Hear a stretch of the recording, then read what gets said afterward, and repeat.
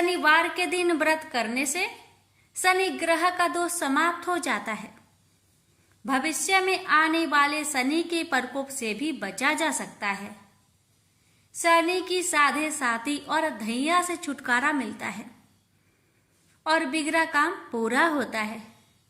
इससे नौकरी और व्यापार में सफलता तो मिलती ही है, साथ ही साथ सुख समृद्धि, मान सम्मान और धन यश की भी प्राप्ति होती है।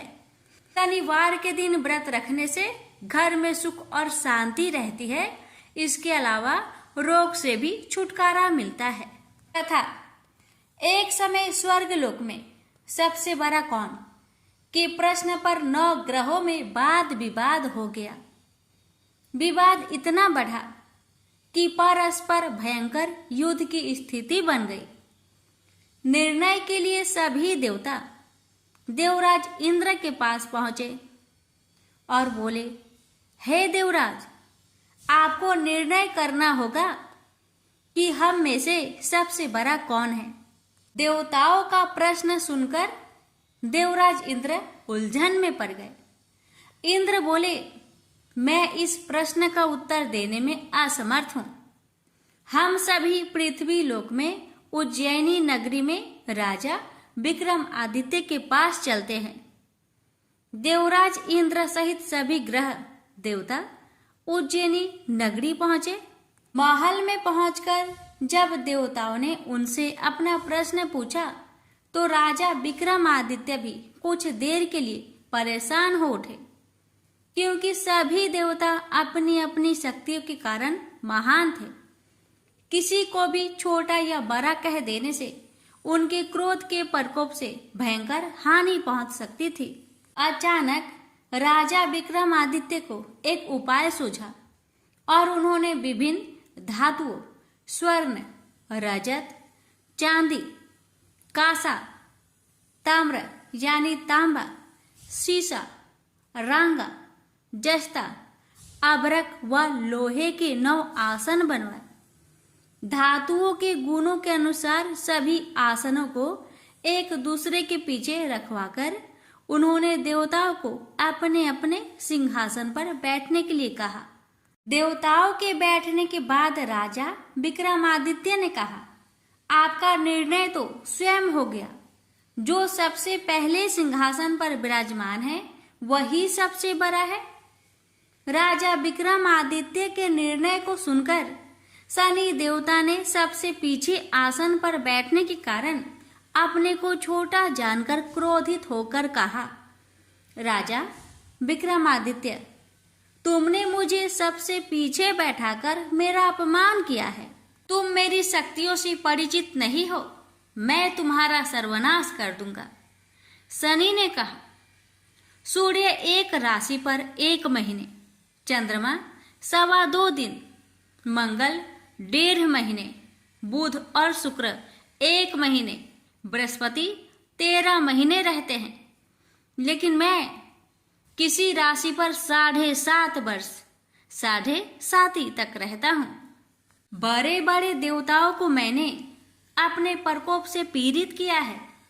राम को 7.5 के कारण ही वन में जाकर रहना पड़ा और रावण को 7.5 के कारण ही युद्ध में मृत्यु का शिकार बनना पड़ा। राजा, तू भी मेरे प्रकोप से नहीं बच सकेगा। इसके बाद अन्य ग्रहों के देवता तो प्रसन्नता के साथ चले गए, परंतु शनिदेव बड़े क्रोध के साथ वहां से विदा हुए। राजा विक्रमादित्य पहले की तरह ही न्याय करते रहे। अन्य राज्यों में सभी स्त्री पुरुष बहुत आनंद से जीवन यापन कर रहे थे। कुछ दिन ऐसे ही बीत गए। उधर शनि देवता अपने अपमान को भूले नहीं थे। विक्रमादित्य से बदला लेने के लिए एक दिन शनिदेव ने घोड़े के व्यापारी का रूप धारण किया और बहुत से घोड़े के साथ उज्जैनी नगरी पहुंचे। राजा विक्रमादित्य ने राज्य में किसी घोड़े के व्यापारी की आने के समाचार सुना तो अपने अश्वपाल को कुछ घोड़े खरीदने के लिए भेजा। घोड़े बहुत कीमती थे। अश्वपाल ने जब वापस लौटकर इस संबंध में बताया तो राजा विक्रम आदित्य ने स्वयं आकर एक सुंदर व शक्तिशाली घोड़े को पसंद किया। घोड़े की चाल देखने के लिए राजा उस घोड़े पर सवार हुए तो वह घोड़ा बिजली की गति से दौड़ पड़ा। तेजी से दौड़ता घोड़ा राजा को दूर एक जंगल में ले गया और फिर राजा को वहां गिराकर जंगल में कहीं गायब हो गया। राजा अपने नगर को लौटने के लिए जंगल में भटकने लगा, लेकिन उन्हें लौटने का कोई रास्ता नहीं मिला। राजा को भूख प्यास लगाई। बहुत घूमने पर उसे एक चरवाहा मिला। राजा ने उससे पानी मांगा। पानी पीकर राजा ने उस चरवाहे को अपनी अंगूठी दे दी। फिर उससे रास्ता पूछकर वह जंगल से निकलकर पास के नगर में पहुंचा। राजा ने एक सेठ की दुकान पर बैठकर कुछ देर आराम किया। उस सेठ ने राजा से बातचीत की तो राजा ने उसे बताया कि मैं उज्जैनी नगरी से आया हूँ।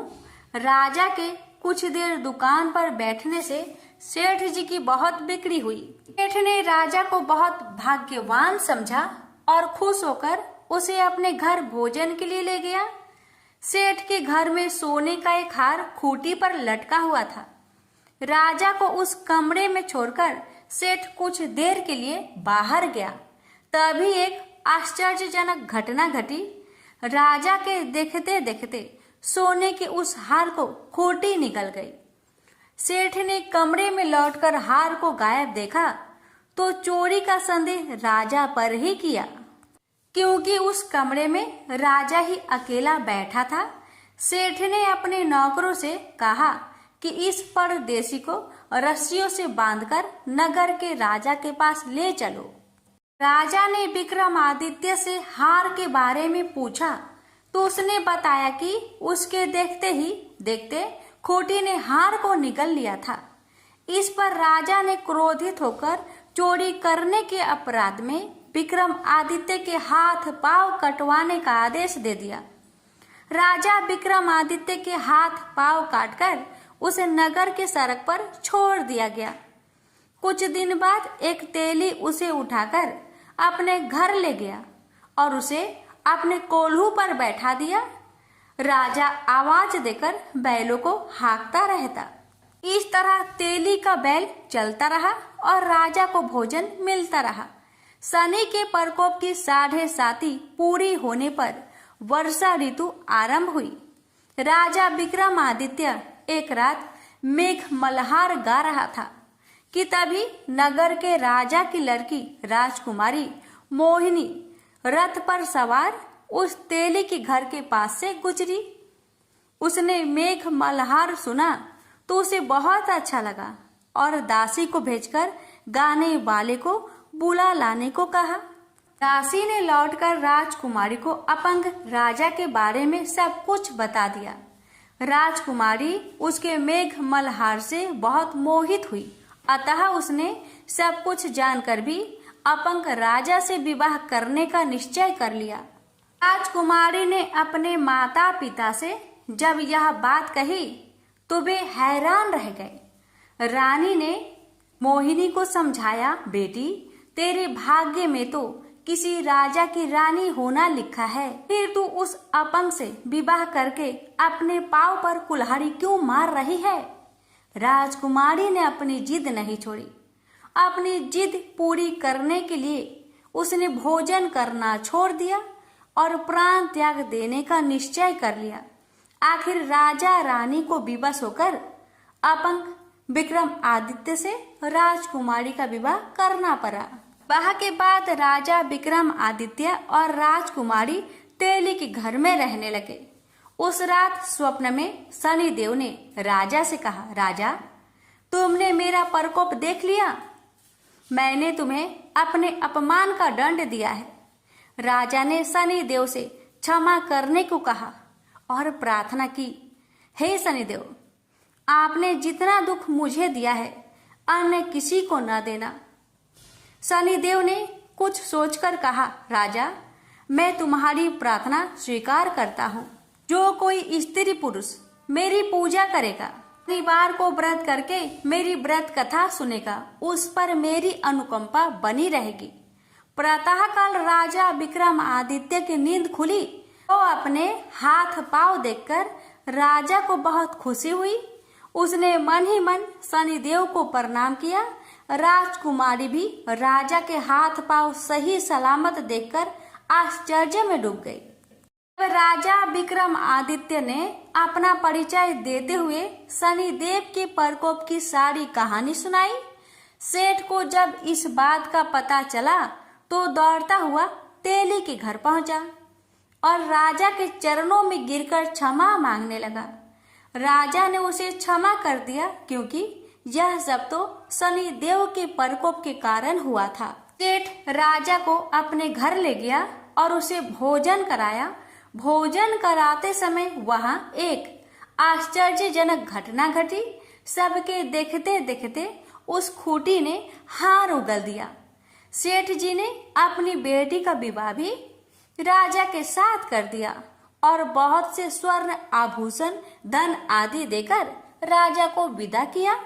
राजा विक्रमादित्य राजकुमारी मोहिनी और सेठ की बेटी के साथ उज्जैनी पहुंचे तो नगर वासियों ने हर्ष से उनका स्वागत किया। अगले दिन राजा विक्रमादित्य ने पूरे राज्य में घोषणा कराई कि शनिदेव सब देवों में सर्वश्रेष्ठ है। प्रत्येक स्त्री पुरुष शनिवार को उनका व्रत करे और व्रत कथा अवश्य सुने। राजा विक्रमादित्य की घोषणा से शनिदेव बहुत प्रसन्न हुए। शनिवार का व्रत करने और व्रत कथा सुनने के कारण सभी लोगों की मनोकामनाएं शनिदेव की अनुकंपा से पूरी होने लगी। सभी लोग आनंद पूर्वक रहने लगे। प्रेम से बोलिए शनि महाराज की जय हो। एक ब्राह्मण को सपने में नीली घोड़ी पर नीली कपड़े पहने एक आदमी दिखाई देता था और कहता है, हे ब्राह्मण देवता, मैं तेरे लगूंगा। ब्राह्मण घबरा कर उठ गया। अगले दिन यही सपना उसे फिर आता है। यह सपना उसे रोज आने लगा। वह परेशान हो गया और चिंता के मारे दुबला होने लगा। उसकी पत्नी ने कारण पूछा तो उसने सपने के बारे में बताया। ब्राह्मणी बोली, वे अवश्य ही शनि महाराज होंगे। अब की बार दिखे तो कहना लग जाओ, पर सवा पहर से ज्यादा मत लगना।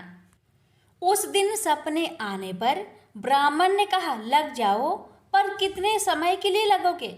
शनि जी बोले, 7.5 वर्ष का लगूंगा। ब्राह्मण ने कहा, क्षमा करे शनि जी, इतना भारी तो मुझसे झेला नहीं जाएगा।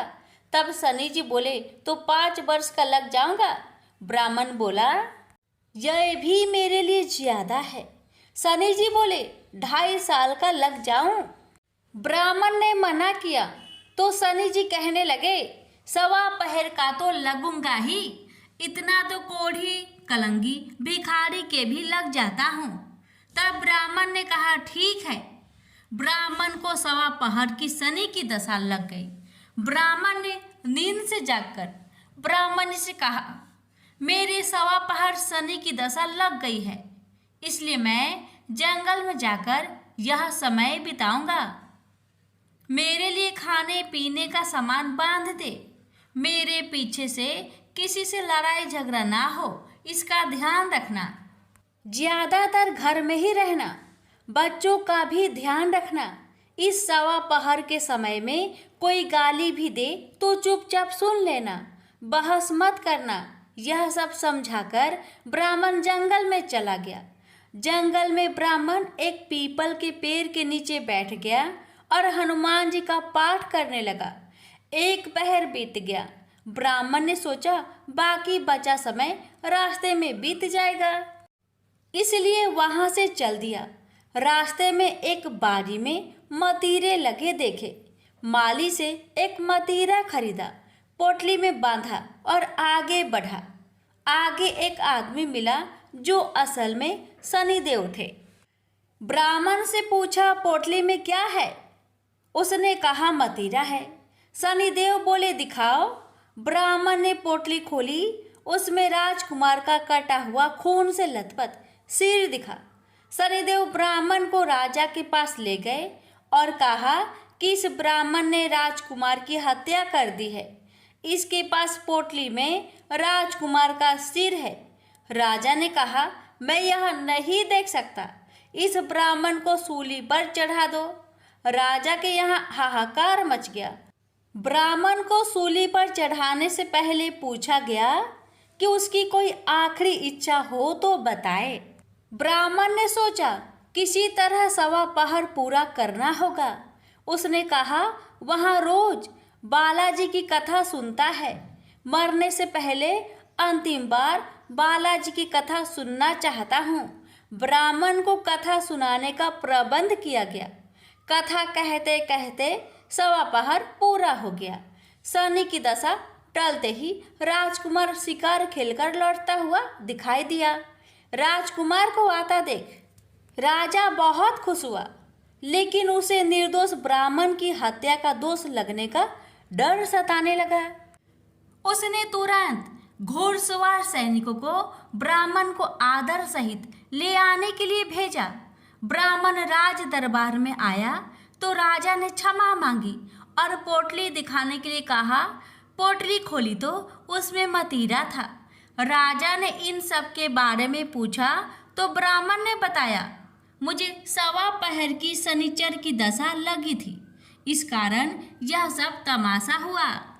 राजा ने पूछा, यह दशा कैसे टलती है? ब्राह्मण बोला, राजा, यह सेठ के लगे तो काला हाथी या काला घोड़ा दान करे, गरीब के लगे तो पीपल की पूजा करे तब बोले, साचा शनिचर कहिए, जाके पाओ सदा ही पढ़िए। शनि की कहानी सुने, तिल का तेल और काला उड़द दान करे, काले कुत्ते को तेल से चुपर कर रोटी खिलाए तो शनिचर की दशा उतर जाती है। राजा ने उसे मतीरा वापस दे दिया। घर आकर ब्राह्मण ने मतीरा काटा तो उसमें बीज की जगह हीरे मोती निकले।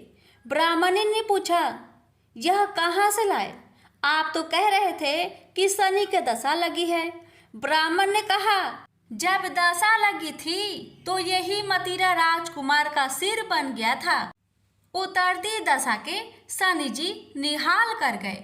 हे शनि देवता, जैसे ब्राह्मण के शनि की दशा लगी वैसे किसी को ना लगे। प्रेम से बोलिए शनि देव की जय। एक पौराणिक कथा के अनुसार एक बार शनिदेव भगवान शिव जी के पास कैलाश पहुंचे। शिव जी को प्रणाम करके उन्हें ज्ञात करवाया कि प्रभु, कल से मैं आपकी राशि में आने वाला हूँ और मेरी वक्र दृष्टि आप पर पड़ने वाली है। शनिदेव जी की बात सुनकर भगवान अबाक रह गए और मंद मंद मुस्कुराकर कहा, हे शनिदेव, आपकी वक्र दृष्टि कितने समय तक मुझ पर रहेगी? तब शनिदेव ने कहा कि प्रभु, कल 1.25 पहर के लिए ही आप पर मेरी वक्र दृष्टि रहेगी।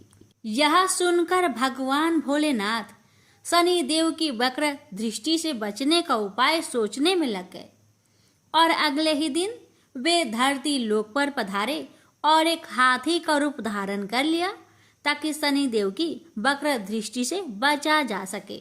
भगवान शंकर को हाथी के रूप में 1.25 पहर तक का समय व्यतीत होने पर शिव जी ने सोचा, अब सारा दिन व्यतीत हो चुका है और शनिदेव की वक्र दृष्टि का उन पर कोई भी प्रभाव नहीं हो पाया। तब भगवान शिव पुनः कैलाश वापस लौट गए। भगवान शंकर अति प्रसन्न मुद्रा में कैलाश पहुंचे तो उन्होंने वहां पर शनिदेव को उनका इंतजार करते हुए पाया। शंकर जी को देखकर शनिदेव ने प्रणाम किया। शंकर जी ने कहा, हे शनिदेव, आपकी वक्र दृष्टि का मुझ पर कोई भी नकारात्मक प्रभाव नहीं पड़ा। यह सुनकर शनिदेव मुस्कुराए और कहा कि मेरी वक्र दृष्टि से कोई भी नहीं बच सकता, चाहे कोई भी क्यों न हो। तब शनिदेव ने कहा, हे प्रभु, मेरी ही दृष्टि के प्रभाव से आपको 1.25 पहर के लिए देव योनि को त्याग कर पशु योनि में जाना पड़ा। यही मेरी वक्र दृष्टि का आप पर प्रभाव था। शनि देव की न्याय प्रियता को देखकर भगवान शिव जी अति प्रसन्न हुए। वह शनि देव को सूर्य से भी ज्यादा प्रतापी होने का वरदान दे दिया। प्रेम से बोलिए शनि भगवान जी की जय। हर हर महादेव। पार्वती जब भी अपने पति शिव के साथ दूसरे देवताओं के निवास स्थान पर जाती और वहां उनके सजे धजे सुंदर भवनों को देखती तो उन्हें बड़ी हीनता का बोध होता। वो यह महसूस करती कि हमसे छोटे छोटे देवताओं के पास भी बड़े बड़े भव्य भवन हैं, लेकिन हमारे पास कुछ भी नहीं। कहने को मैं आदिदेव शिव की पत्नी हूँ, लेकिन रहने के लिए मिली है कैलाश पर्वत की कंदराएं और पहनने के लिए वल्कल।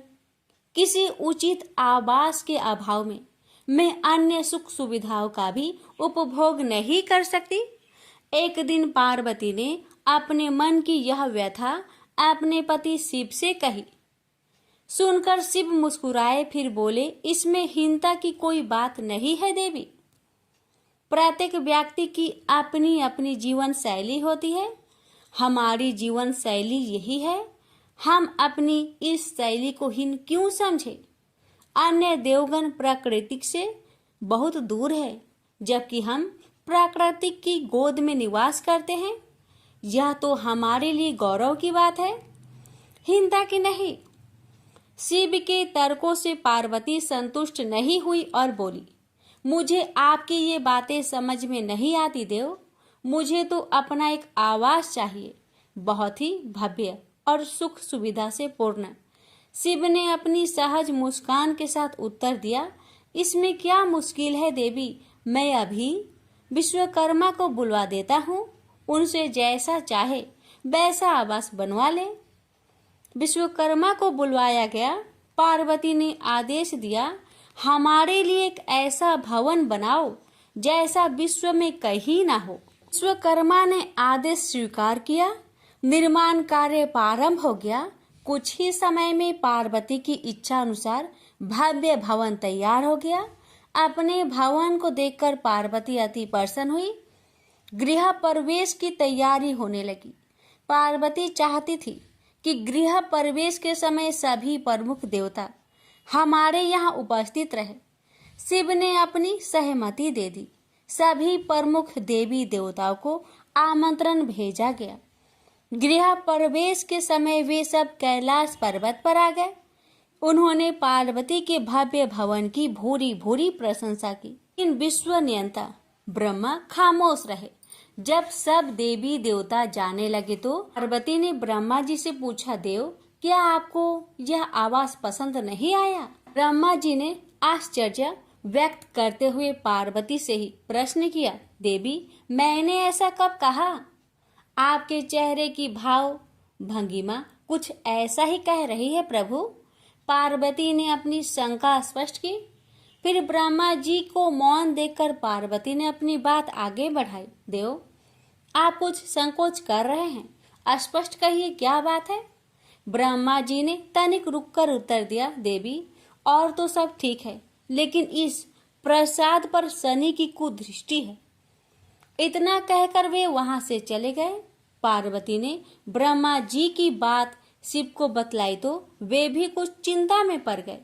पार्वती ने शिव से पूछा, प्रभु शनि की दृष्टि से क्या हो सकता है? यह प्रसाद जल सकता है? शिव ने उत्तर दिया। यह सुनकर पार्वती भी चिंतित हो गई और बोली, प्रभु इसके लिए कोई उपाय कीजिए। शिव ने निराशा व्यक्त की। शनि के दृष्टि को हटाना सरल नहीं है देवी। शिव का उत्तर सुनकर पार्वती आवेश में आ गई और बोली, सरल क्यों नहीं है? आप अभी शनि लोक जाइए और शनि से कहिए कि वह हमारे प्रसाद पर से अपनी कुदृष्टि हटा ले। यदि वह मान जाए तो आप तत्काल उसे वरदान दे दीजिएगा, और यदि ना माने तो आप अपना डमरू जोर से बजा दीजिएगा। मैं स्वयं अपने प्रसाद को आग लगा दूंगी। यदि प्रसाद को जलना ही है तो यह मेरे ही हाथों से जलेगा, शनि की कुदृष्टि से नहीं। इसके बाद मैं शनि को श्राप दूंगी। पार्वती की इच्छा अनुसार शिव शनि लोक गए। वहां शनि देव ने उनकी अभ्यर्थना की। और आदर के साथ आसन पर बैठाया। आसन ग्रहण करने के बाद शिव ने अपने आने की प्रयोजन बताया। देवी पार्वती ने जो प्रसाद बनवाया है उस पर तुम्हारी कुदृष्टि है, अतः वे चाहती हैं कि तुम उधर से अपनी कुदृष्टि हटा लो। शनि देव ने करवध होकर निवेदन किया, आप निश्चिंत रहे देव, माता पार्वती के प्रसाद पर कुदृष्टि डालने का मैं दुस्साहस कर ही नहीं सकता। शनि से अवशासन पाकर शिव प्रसन्न हो गए और बोले, शनि मैं तुमसे प्रसन्न हूँ, तुम जो चाहे वर मांग सकते हो। शनि ने विनम्र भाव से कहा, प्रभु आपका दिया हुआ सब कुछ मेरे पास है, क्या मांगू?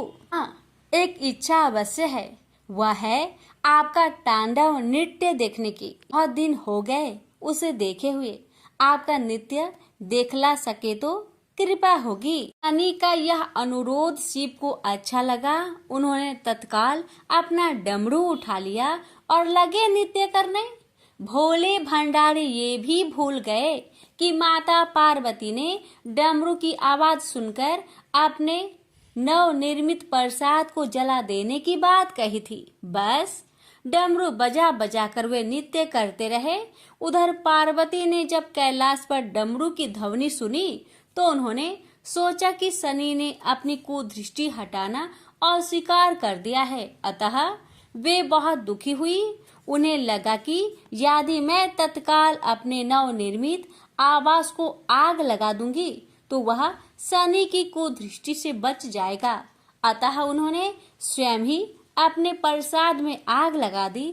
वह धू धू करके जल उठा। प्रसाद को जलता देख पार्वती का शनि पर क्रोध धीरे धीरे बढ़ने लगा और वे उसे श्राप देने के लिए तैयार हो गई। लेकिन उसी समय भगवान शिव वहां पहुंच गए। उन्होंने वहां प्रसाद को जलते देखा तो वे आश्चर्यचकित रह गए। उनकी समझ में ही नहीं आया कि यह कैसे हो गया। फिर अचानक उन्हें सब कुछ स्मरण हो आया। अपनी भूल का उन्हें एहसास हुआ। उन्होंने पार्वती जी को सब कुछ कह सुनाया। सच्चाई जानकर पार्वती को भी अपनी जल्दबाजी पर दुख हुआ। अब शनि को श्राप देने का कोई अर्थ नहीं था। प्रत्यक्षतः उसका कहीं कोई अपराध नहीं था। फिर भी पार्वती और शिव को यह लग रहा था कि यह सब हुआ शनि की कुदृष्टि से ही। लेकिन इस स्थिति को देखते हुए वे उसे दोषी नहीं ठहरा सकते थे। प्रेम से बोलिए हर हर महादेव। शनि महाराज की जय हो।